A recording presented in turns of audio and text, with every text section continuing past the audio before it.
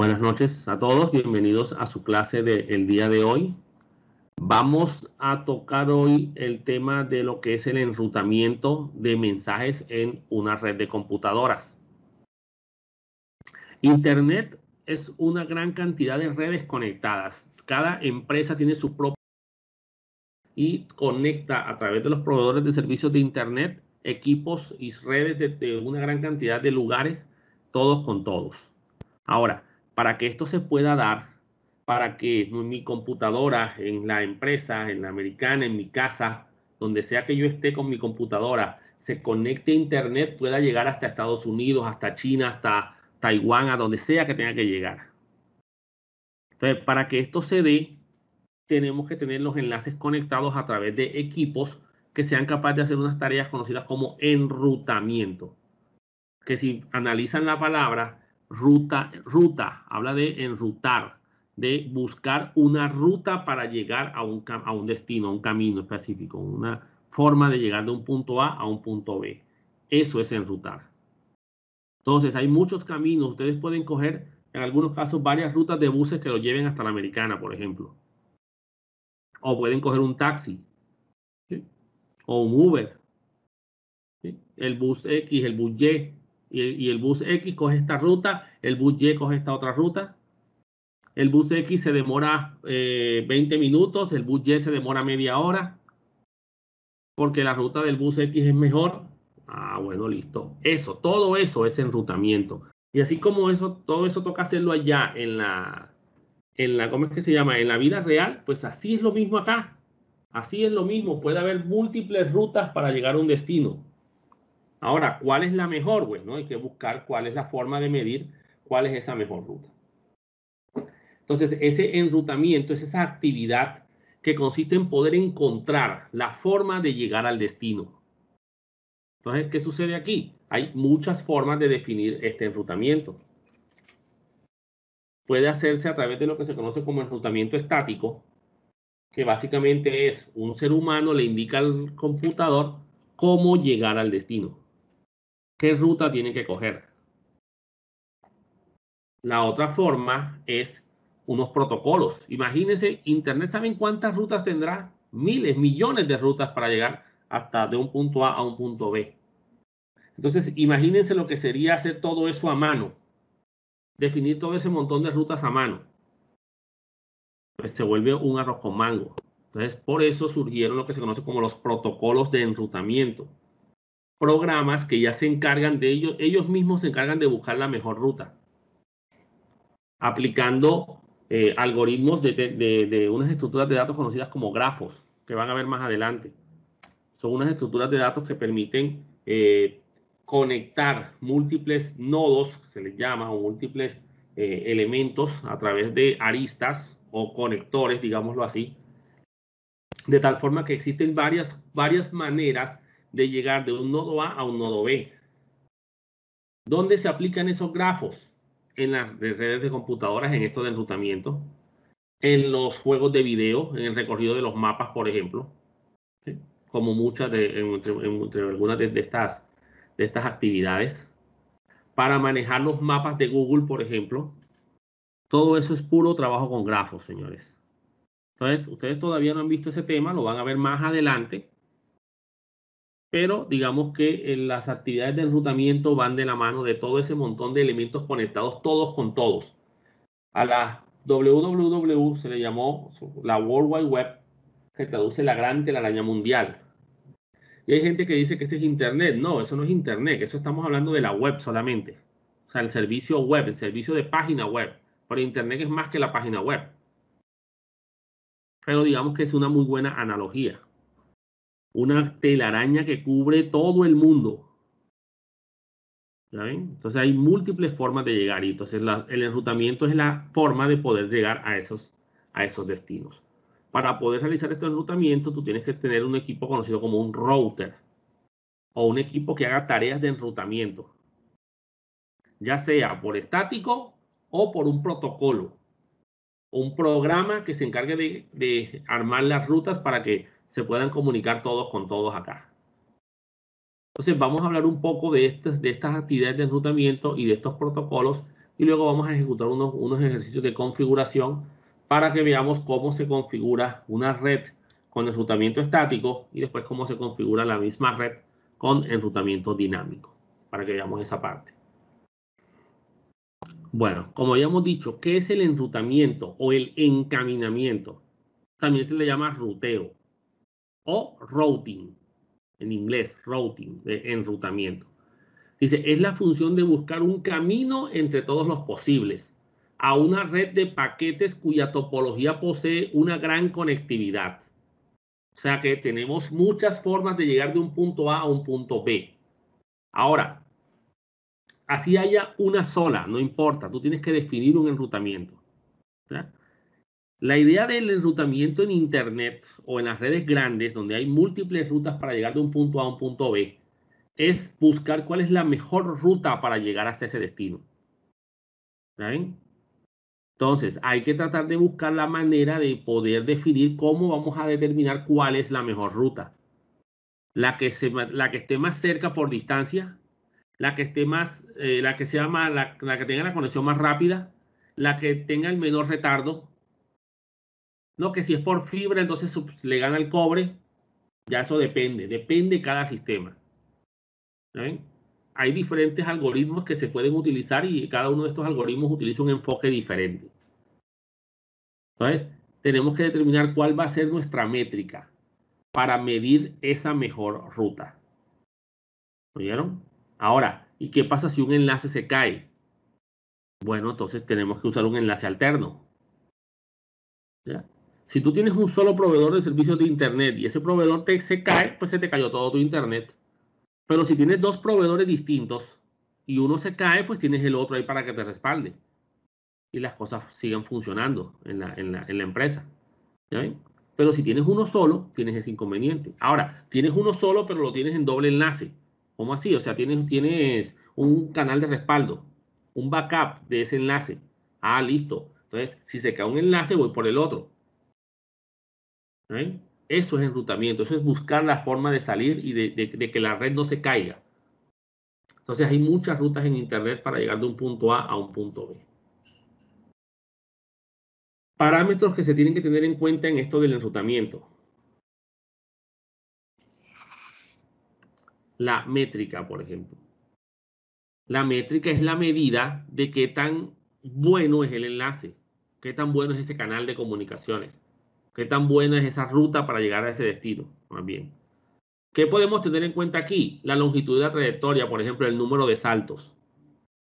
Entre menos saltos, ¿qué es un salto? Un salto es pasar de un router a otro, de un equipo de red a otro. Eso es un salto.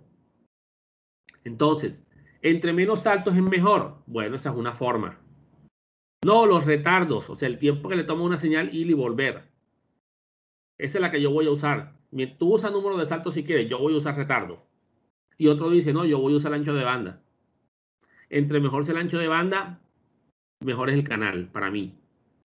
No, yo voy a tener en cuenta cuánto tráfico hay por ese canal. Entonces ya cada organización, cada router, perdón, cada protocolo de enrutamiento definirá cuál será su mejor ruta. ¿Cómo la va a determinar? Entonces, esa métrica determina la mejor ruta, ¿sí? Para disminuir el retardo de comunicación, que la velocidad, la comunicación sea lo más rápido posible o lo mejor posible, digámoslo así. Entonces, la mejor ruta es la que ofrece el menor costo. ¿Cómo se mide ese costo? Bueno, depende de la métrica. ¿Ven? Un concepto importante también es el del sistema autónomo. ¿Qué es un sistema autónomo? Dice aquí, conjunto de redes IPs y routers que se encuentran bajo el control de una misma entidad, en ocasiones varias. ¿Cómo así? Señores, la red de una empresa. Eso es un sistema autónomo. ¿Ya?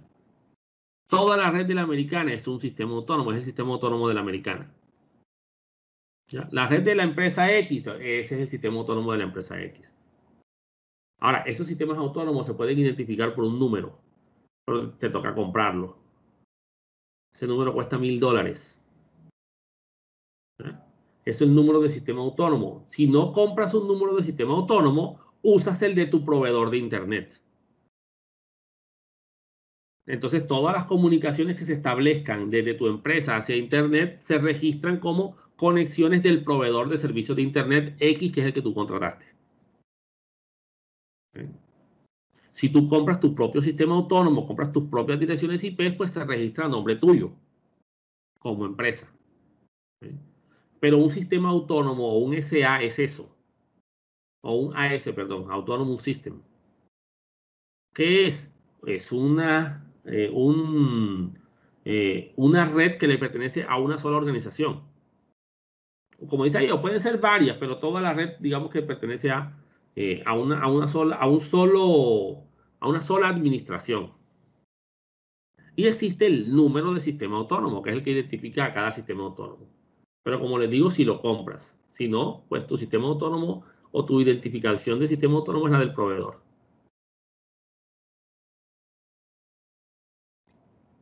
A nivel general existen dos tipos de enrutamientos: el enrutamiento estático y el enrutamiento dinámico. Ya saben que dinámico es que es cambiante. El enrutamiento estático es el que es fijo. Entonces, ¿cómo así? El enrutamiento estático es aquel en el que una persona le definió las rutas y esa es la ruta que tiene que seguir. ¿Ya? La tabla se configura, la tabla de encaminamiento o la tabla de enrutamiento se configura de forma manual y permanecen inalterables hasta que alguien las cambie, o sea, que otra persona llegue y las cambie y las codifique nuevamente. Entonces, como yo las definí, yo las escribí, fíjate, esta es la ruta. Si vas a ir para la americana, esta es la vía que tienes que coger. Siempre tienes que coger esta vía. Ahora, yo puedo poner rutas estáticas alternas también. ¿Ya? Yo digo, bueno, si esta está caída, vete por acá. Ahora, el enrutamiento dinámico ya es a través de programas, un algoritmo de enrutamiento dinámico que se encarga de compartir las rutas. Y si un enlace se cae, lo informa. De tal forma que la gente sepa o las máquinas sepan que hay un enlace caído. Entonces, son dinámicos, ¿por qué? Porque las rutas a seguir de un punto A a un punto B pueden cambiar con el tiempo, según las características del enlace. ¿Ya?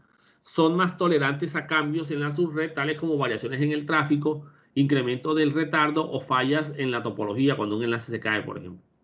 ¿Por qué? Porque los algoritmos se están comunicando los equipos todos con todos. ¿Okay? Y las tablas de enrutamiento se van armando según la información que los vecinos, se le dice así a los otros routers, que los vecinos me estén enviando. Obviamente, esta es la forma como funciona Internet. Internet no funciona con enrutamiento estático. De pronto en tu empresa sí, pero en Internet no se puede trabajar así. Imagínense, ustedes saben todas las rutas que hay y todas las rutas nuevas que se crean en cada momento. Entonces, manejarlo de manera estática es muy complicado. Ahí sí tocas por defecto utilizar enrutamiento dinámico. Ahora, el enrutamiento dinámico se maneja de dos formas. Puede ser basado en algoritmos de vector distancia o basado en algoritmos de estado de enlace. ¿Cierto?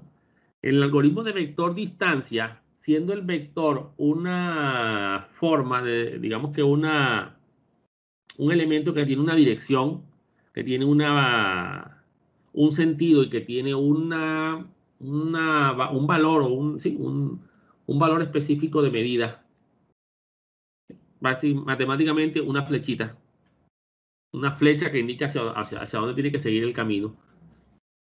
Entonces, este sistema, estos algoritmos se basan en eso, arman tablas de vectores que miden la distancia de un punto A a un punto B. Entonces, se usa mucho, bueno, ya a nivel interno el funcionamiento es puro cálculo vectorial. Entonces, digamos que esos vectores de distancia, entonces, entre mejor sea el vector, entre más corto sea el vector, mejor es la ruta. ¿Ya? Ahora, ¿cómo determinas el valor de medida del vector? Pues ya eso depende de cada protocolo. Cada protocolo decidirá cómo va a usar, qué va a tomar como valor base para determinar la medida del vector. Ya cuando vean cálculo vectorial y eso, pues verán un poco más de cómo se hacen ese tipo de operaciones, pero ya a un nivel bastante abstracto. Entonces, la vista de la topología de la red se da desde la perspectiva del vecino. O sea, tú conoces la red según lo que los vecinos, obviamente, pues siempre es así. según la topología que van armando los vecinos también. El problema de estos algoritmos es que hay actualizaciones constantes. Todo el tiempo se está mandando las tablas completas. Y tú tienes que tomar toda la información que te dan los vecinos. Bueno, tu router tiene que tomar toda la información que le mandan los vecinos y analizarla y comenzar a buscar y armar la tabla ya definitiva. Porque es probable que varios vecinos le manden las mismas rutas o rutas muy parecidas para llegar de un punto A a un punto B, pero la de aquí, la que me mandó el router del lado derecho es más corto que la que me mandó el del lado izquierdo, entonces me voy por esa es la que me quedo. ¿Ya? Entonces, debido a que hay la información siempre se manda completa, las tablas de enrutamiento siempre se mandan completas, la convergencia es lenta. La convergencia es cuando la red llega a un punto, digamos que ya estable, digámoslo así. ¿Ya? Entonces, se demora en estabilizarse la red. Y como ya les dije, pasa copias completas de las tablas de enrutamiento a los routers vecinos. Todos se mandan la tabla entera, siempre.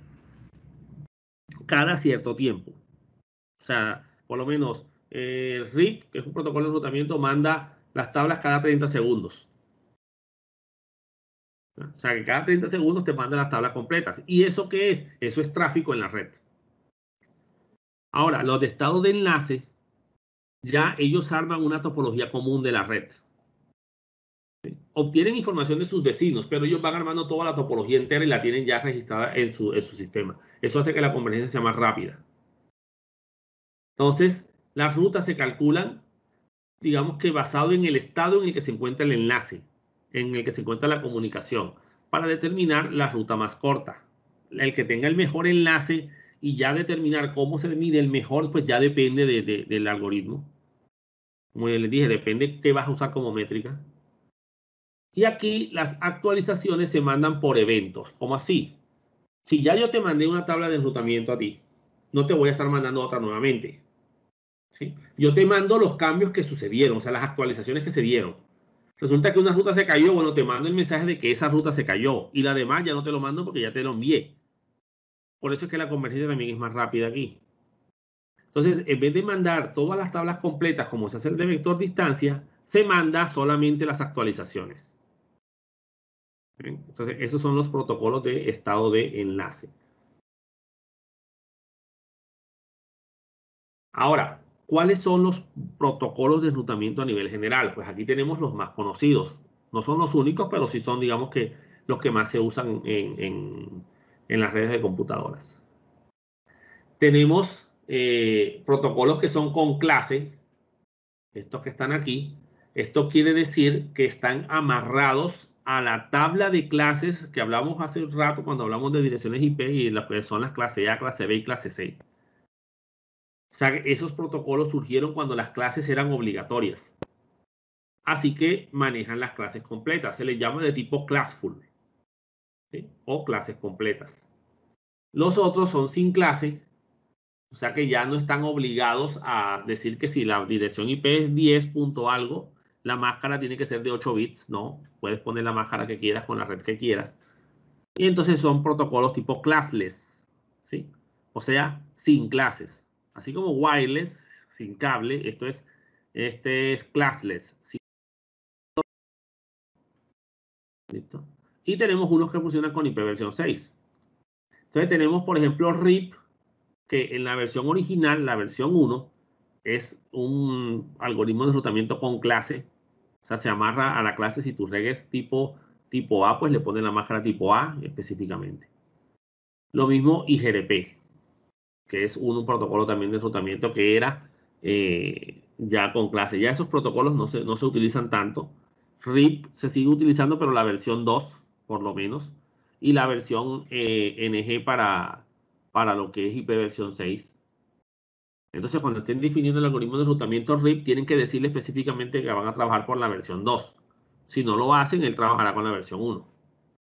E IGRP, que fue una mejora del IGRP, es más, la E es de Enhanced, que traduce mejorado, trabaja sin clases. Y la versión para IGRP de IP versión 6. Tenemos OSPF, que ese surgió ya cuando estaba trabajándose sin clases. O sea que ya ese no hay una versión classful ahí. La versión 3 pues trabaja con IPv 6 y tenemos ISIS. Todos esos protocolos que acabamos de hablar se les llama protocolos de gateway interior, o sea, de redes LAN, digámoslo así. ¿Ya? Son los que se usan en las empresas. Y del lado ya de Internet, con los proveedores de servicios de Internet, se utiliza lo que son los protocolos de exterior. En este caso, el que se utiliza es el protocolo BGP. ¿Ya? Versión 4, que es la última versión que salió, y la versión 4 para IPv 6. Aunque se le han hecho algunas mejoras a estos protocolos. Entonces, los proveedores de servicios de Internet todos trabajan con BGP. En tu empresa, no, tu empresa tú no puedes usar BGP, tienes que usar alguno de los otros. ¿Cuál? No importa.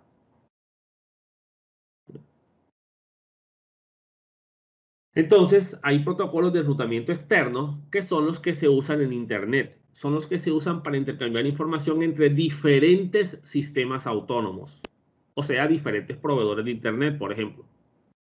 Estos protocolos son gestionados por los proveedores de servicios de Internet, los ISPs, los Internet Service Provider. Originalmente existió EGP, que era el que se utilizaba en ARPANET, ¿verdad? Cuando comenzó Internet ya a crecer un poco, cuando se separó de Milnet, entre Milnet e Internet. Y actualmente se usa lo que es BGP, Border Gateway Protocol, protocolo de puerta de enlace de borde. ¿Ya? Que digamos que es el que, como les dije ya, usan los proveedores de Internet para conectarse entre ellos. Y obviamente, como yo estoy conectado a mi proveedor, pues me conectan a mí también.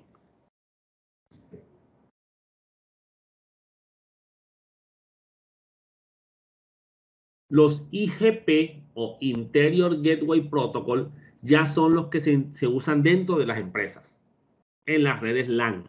Es más, los proveedores de servicios de Internet tienen BGP para las conexiones en Internet, pero dentro de sus redes LAN tienen enrutamiento interno. ¿Sí? Tienen protocolos de enrutamiento IGP, ya sea RIP, OSPF, ISIS, el que sea. ¿Sí? El que sea que utilicen, pero internamente usan estos.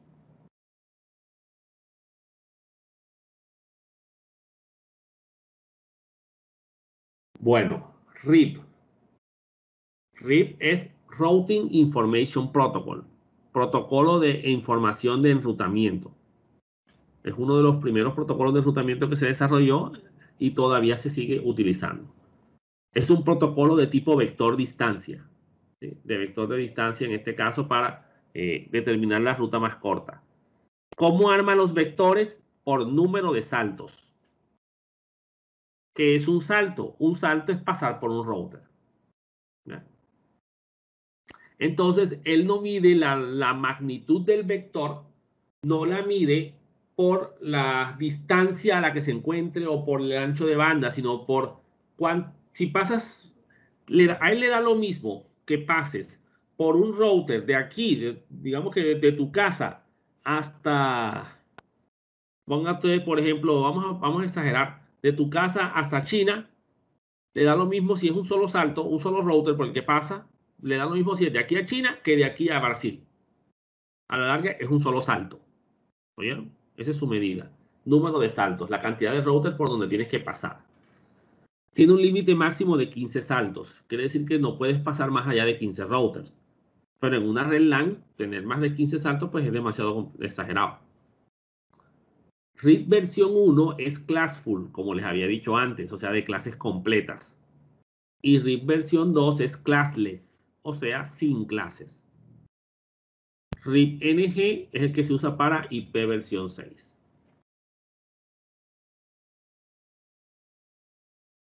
Se tienen que configurar por separado, ¿vieron? RIP versión 2 y RIP NG se configuran por separado. Bueno, todos en realidad. Y GDP viene de Interior Gateway Routing Protocol, protocolo de enrutamiento de puerta de enlace interior. Este fue desarrollado por la empresa Cisco, que ya les hablé en la clase pasada, es la empresa líder en desarrollo de equipos de red. Es de vector distancia y también trabaja con estado de enlace. Es de tipo classful, o sea que es de los primeros, usa clases completas.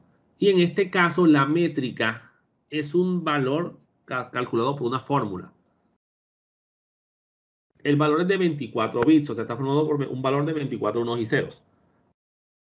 Y se basa en el ancho de banda, el retardo de la comunicación, la confiabilidad del enlace y la carga que tenga el enlace. ¿Cómo así? En esta fórmula.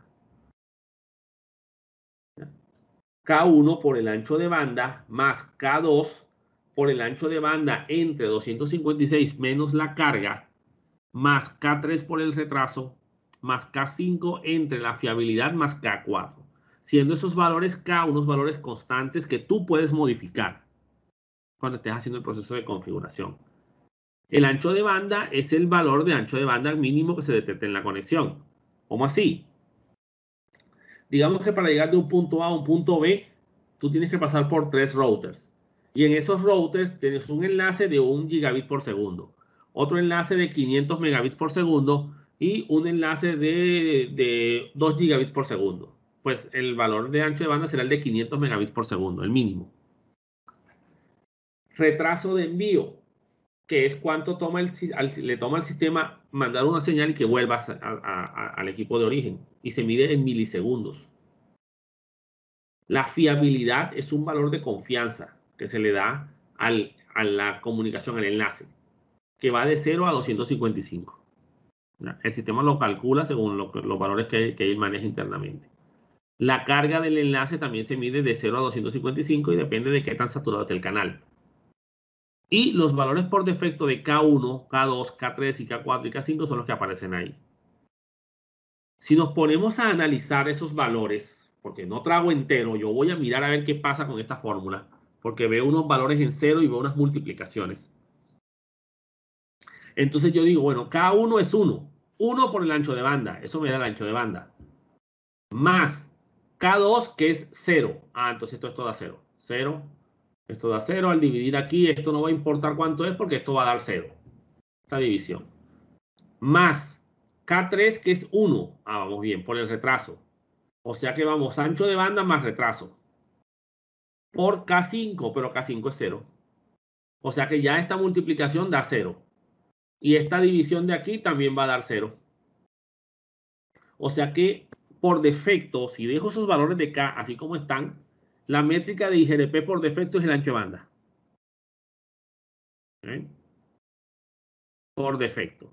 ¿Por qué? Porque si dejo estos valores de K y realizo la fórmula, pues eso es lo que me va a dar matemáticamente. Ahora, si cambio estos valores, ya es si la cosa se mueve, ya cambia la cosa. Si K es 2, K es 1, por ejemplo, K2 es 1, pues ya tienes que tener en cuenta esto, ancho de banda sobre 256 menos la carga. O sea que si la carga está en 255, esto va a dar 1. Y será entonces ancho de banda más el ancho de banda.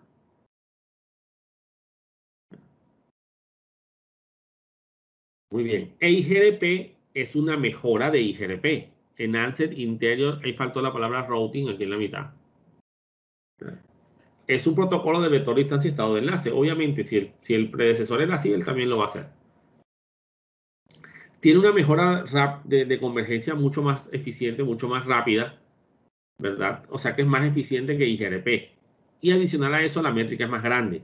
Allá la métrica era de 24 bits y aquí llega hasta 32 bits. Con eso siempre, por lo general, la métrica de EIGRP dará siempre más alta que la métrica de IGRP y por lo tanto siempre será escogido EIGRP sobre el protocolo anterior IGRP, porque su valor de métrica es más alto.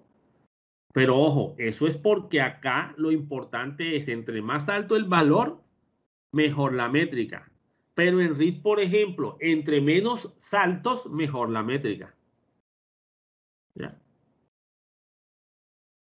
Entonces, EIGRP usa la misma fórmula que IGRP, pero multiplicándolo 256. Y ahí está la razón por la cual siempre va a dar más alto. Y como es de 32 bits, pues esos 256 son para rellenar esos, para completar esos 32 bits. Que digamos que los bits que hacían falta para llegar hasta los 32 bits. Entonces, es la misma fórmula, solamente multiplicada por 256 y tiene las mismas características. OSPF, señores. Open Short Test Patch First. La ruta más corta primero. ¿Sí? Y es un sistema abierto. Es un protocolo de estado de enlace. Ese nombre que aparece ahí basado en el algoritmo de Dijkstra es el nombre de un ingeniero que creó un algoritmo de grafos para encontrar la ruta más corta de un punto A a un punto B. ¿Oyeron? Por ahora pues no les puedo explicar esto porque no han visto grafos todavía y se enredarían demasiado. Digamos que al nivel técnico pues no importa cómo funciona el algoritmo de Dijkstra. Ya cuando estén en ingeniería, en redes y comunicaciones, pues ahí sí van a ver esa parte.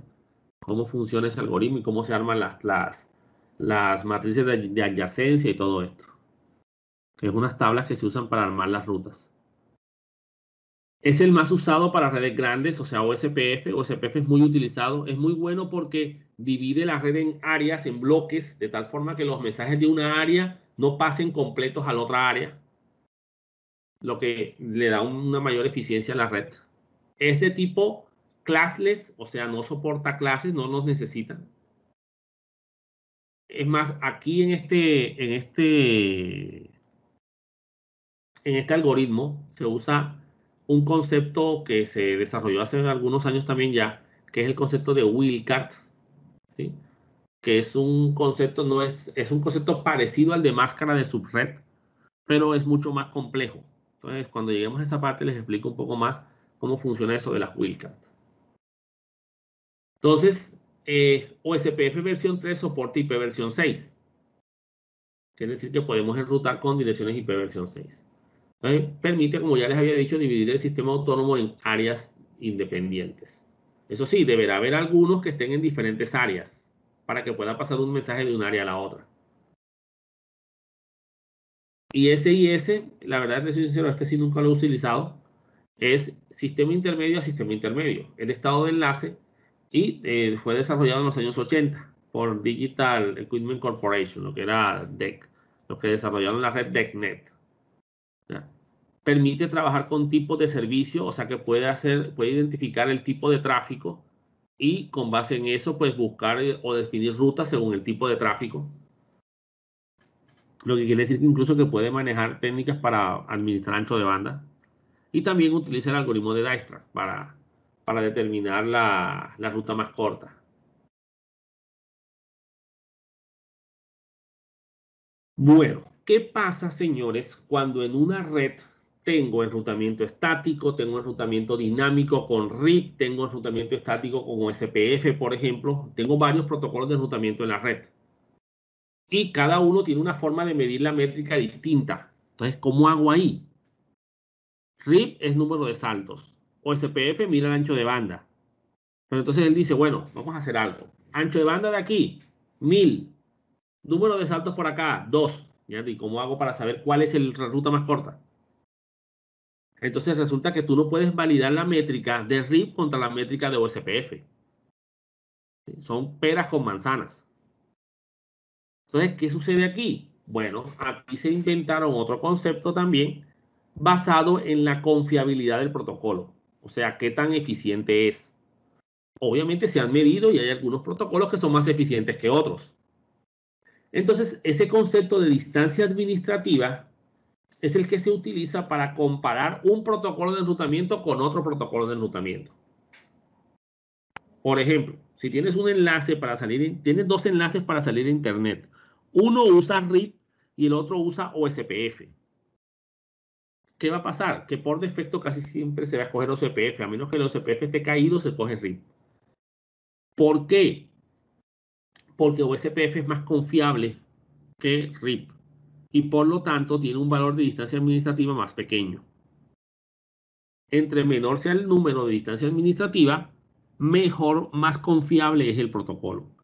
Entonces, si el sistema tiene que escoger entre OSPF y RIP, siempre escogerá OSPF. Y después, si ya tiene en varios enlaces con OSPF, pues ahí sí mirará la métrica. pero no puedes comparar la métrica de RIP con la de IGRP. No la puedes comparar. Entonces se usa este valor de distancia administrativa. Ya los valores están definidos. Entre más bajo el valor, mayor la fiabilidad. Y las redes que están directamente conectadas tienen una distancia administrativa de 0. Así que prevalecen sobre cualquier ruta. ¿Cómo así directamente conectadas? Sencillo, el cable de la red está conectado a ese puerto de ese router.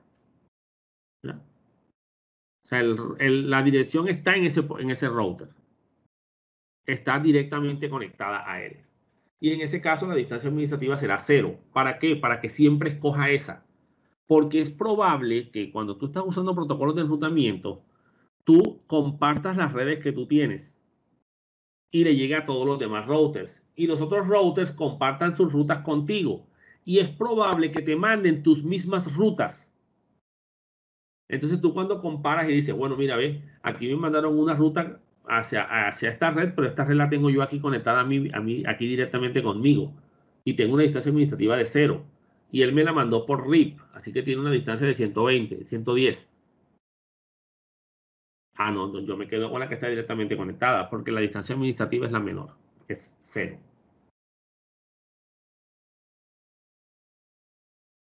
Aquí tenemos algunos ejemplos de distancia administrativa. Los directamente conectados es 0. Miren, las rutas estáticas es 1. Por lo tanto, las rutas estáticas siempre tendrán prioridad sobre los protocolos de enrutamiento. Perdón, RIP es 120. ¿Por qué? Pues las rutas de que digite un ser humano serán más confiables que las de las que calcule una computadora. Por ahora, pues, por lo menos. IGRP sumarizada. Ese concepto de sumarización es el concepto inverso al que vimos de subnetting.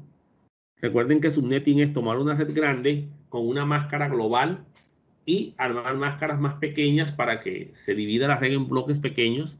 Bueno, la sumarización es lo contrario. Tengo un grupo de redes pequeñas con sus máscaras específicas. Yo amplío la máscara para tratar de cubrir en una sola ruta todas esas redes que aparecen ahí. O sea, en vez de hacer subnetting, hago supernetting. O sea, cojo un montón de redes pequeñas y con ellas armo una red grande. Eso es la sumarización. Por ahora no nos interesa, eso lo van a ver más adelante en redes ya en séptimo semestre. BGP externa es una distancia de 20. Y interna por acá, que tiene una distancia de 200. Ojo, yo no quiero decir que que exista una versión de BGP para redes internas, ¿oyeron? No. BGP siempre es para exteriores, para Internet. Pero ¿qué sucede con BGP interna? BGP interna es la que se usa cuando el proveedor se va a comunicar con otra sede de él mismo. Entonces se le llama BGP interna, porque estás conectándote con tus mismas redes. ¿Ya? Tú conectaste tu red con otra red, pero a través de Internet, porque es que tiene varias sedes. Y la externa es la que ya conecta un proveedor con otro proveedor. ¿Sí? O sea que BGP interna conecta Claro, sucursal X contra Claro, sucursal Y. Pero BGP externa contacta Claro, CDX con Metrotel. ¿Ya? Con un proveedor externo. Muy bien. Entonces, IGRP tiene versión de 90, OSPF tiene 110, RIP tiene 120, ¿sí ven? Entonces, señores, ¿esto qué quiere decir? Que si tengo OSPF por un lado y RIP por otro, siempre se escogerá OSPF. Y si tengo IGRP, pues se va por IGRP. ¿Sí? Porque es mucho más eficiente que esos otros protocolos. Y si la ruta es desconocida, o sea, no sé cómo llegar, la distancia administrativa es de 255 para que sea la más alta. Y solamente se escoja si no hay una forma de llegar. Entonces, esos son los valores determinados de distancia administrativa que los routers o los equipos de enrutamiento conocen y usan para calcular entre rutas de diferentes protocolos, pues por cuál me voy, ya que no puedo usar la métrica. Bueno, señores, ese era el tema del enrutamiento. Básicamente es los diferentes mecanismos y formas que existen para calcular la ruta más corta de llegar de un punto A a un punto B. Con esto terminamos el tema de la clase de hoy y ya nos veríamos en la próxima clase.